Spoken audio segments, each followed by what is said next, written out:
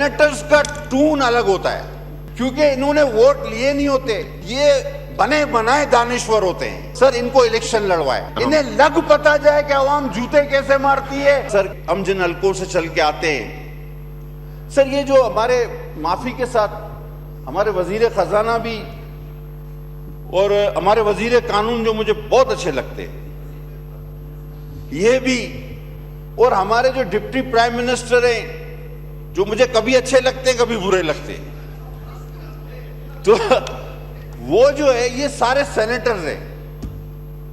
और मेरा एक अंदाजा रहा है सर। अस्सलाम वालेकुम नाज़रीन कराम, आपको मुकम्मल वीडियो दिखाते हैं। कादर पटेल ने आज असम्बली में खड़े होकर तमाम हदें पार करके रख दी। कादर पटेल ने शहबाज शरीफ और हुकूमत को मुखातिब करते हुए ऐसी गुफ्तगू की कि आप हैरान रह जाएंगे। पहले आप ये वीडियो देखिए, फिर इस पर बात करते हैं। इन सारी असम्बलियों में कि सेनेटर्स का टून अलग होता है, क्योंकि इन्होंने वोट लिए नहीं होते, हलकों में इन्होंने जाना नहीं होता, जवाब इन्होंने देना नहीं होता, तो ये बने बनाए दानिश्वर होते हैं। ये बने बनाए दानिश्वर जो है ये अपनी ही बात करते हैं, ये समझते हैं कि ये अकले कुले, इन्हें सब पता है। राना तनवीर साहब जरा सुनिए प्लीज, आपके बारे में बात हो रही जी। तो ये जो सेनेटर्स जो है ना सर, ये बने बनाए दानिश्वर है। और जब ये आते हैं असेंबली में तो जब इनसे पूछो तो ये कहते हैं इंग्लैंड में यूं होता है, अमेरिका में यूं होता है, मैं इटली गया था वहां तो ये हो रहा था। ओ भाई ये पाकिस्तान है यार, यहाँ पे पेट्रोल चोरी करने के चक्कर में 150 लोग जल के मर जाते हैं, तुम इंग्लैंड इटली की बात कर रहे हो। तो सर सेनेटर्स को, चाहे वो वजीर खजाना हो, डिप्टी प्राइम मिनिस्टर हो, मेरा पसंदीदा लॉ मिनिस्टर हो, सर इनको इलेक्शन लड़वाए। हर सेनेटर को एक बार जरूर इलेक्शन लड़ाएं, इन्हें लग पता जाए कि आवाम जूते कैसे मारती है, आवाम हिसाब कैसे लेती है, आवाम जो है वो अपना कैसे एहतसाब करती है।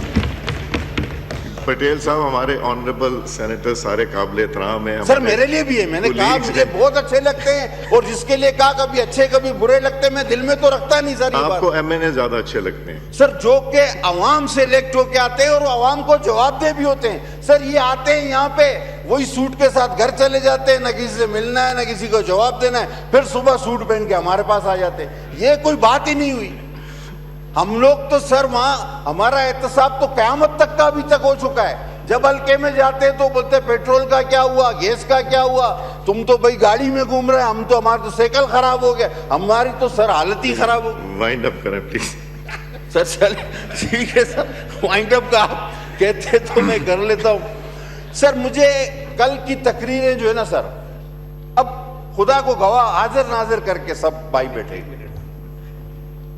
कल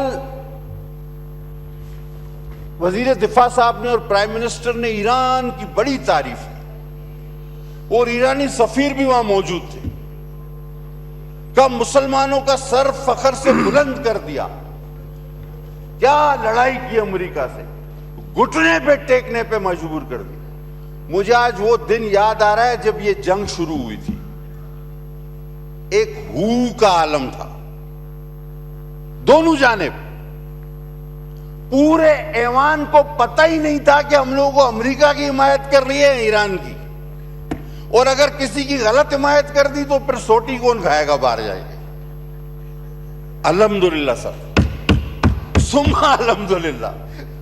मैंने खड़े होकर कहा था कि आज इस्लाम के सबसे बाकिरदार शख्स सैयद खामनाई को शहीद कर दिया गया, और पाकिस्तान को ईरान के साथ खड़ा होना चाहिए, क्योंकि हम मुनाफिक नहीं, हमारे दोस्त का दोस्त हमारा दोस्त, हमारे दोस्त का दुश्मन यानी इजराइल हमारा दुश्मन। अल्हम्दुलिल्लाह हमने पहली तकरीर बबांगे दौल की थी, और उसके बाद मीडिया में भी ये बात चली, फिर मीडिया ने भी अपनी लाइन ड्रॉ की, सोशल मीडिया ने भी अपनी लाइन ड्रॉ की, और ये सब बड़े बड़े मुकर्रर सेनेटर और जो वजीर, जो मैं भी कह चुका, ये बात करने से डर रहे थे कि बोले क्या, किसकी तरफ जाएं, जब तक पूछ ना लेके राइट चलना है या लेफ्ट चलना है। लेकिन इंसान की क्लियरिटी होनी चाहिए।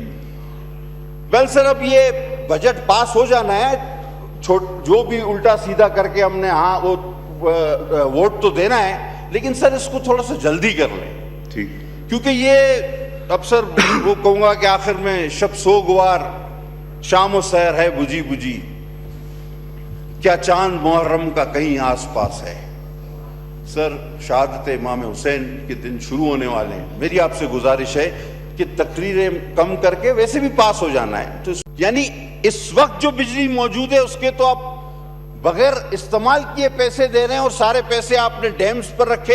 हो सकता है कि इसके पीछे कोई आपका अक्ल हो, कोई आपकी प्लानिंग हो, तो मुझे बताया जाए कि शायद वो जब आईपीपीस के कॉन्ट्रैक्ट खत्म हो जाएंगे तो फिर आप डैम से बिजली लेंगे या आप वाटर रिजर्वायर बना रहे हैं, तो समझ में आता है।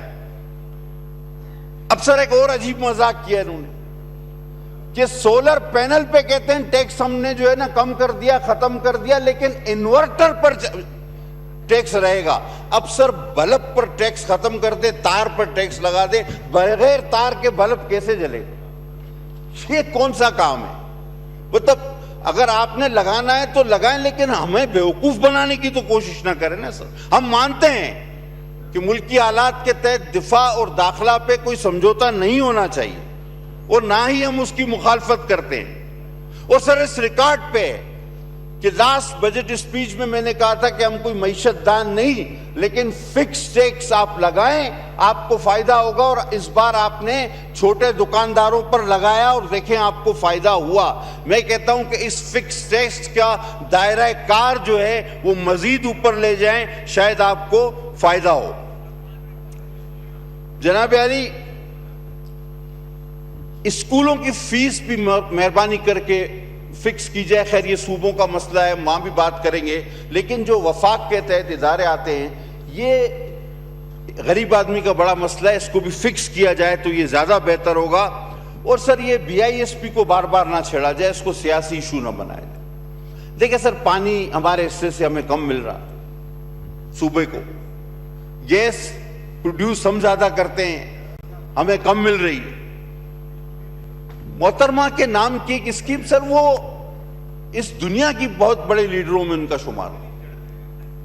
और अगर आपको उनके नाम से ही नफरत है, जिस तरह आपने एयरपोर्ट का नाम चेंज कर दिया, तो आप सीधी बात कहें, लेकिन खुदा के वास्ते इसको सियासी इशू न बनाएं। और बार बार बेनजीर इनकम सपोर्ट जो कि लाखों खवातीन को अपने घर में इज्जत से रहने की वजह बना हुआ है, इसको बार बार ना छेड़ा जाए, जिसको आलमी तौर पे एक्सेप्ट किया गया है, माना गया है, तारीफ की गई है। और उसके नाज़रीन कराम, आपने वीडियो देखी। कादर पटेल ने आज तमाम हदें पार करके रख दी। वाज़ेह अल्फाज में कहा कि ये इलेक्शन लड़ के नहीं आए, ये जिस तरह असम्बलियों में बैठे हैं पूरी दुनिया जानती है। इनको एक मरतबा इलेक्शन लड़वाएं ताकि इनको पता चल सके कि अवाम किस तरह जूते मारती है।